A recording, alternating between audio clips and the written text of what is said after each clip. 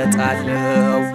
አይኖች የሚሞሉ የጸጸትን እንባ ደግሞም ተመልሼ ወደ እቅፍ ልግባ ደግሞም ተመልሼ ወደ ቤት ልግባ። እረኛዬ እረኛዬ እረኛዬ መተማመኛዬ ጠባቂ አለኝ ጠባቂ አለኝ ክርስቶስ መቼም የማይተወኝ።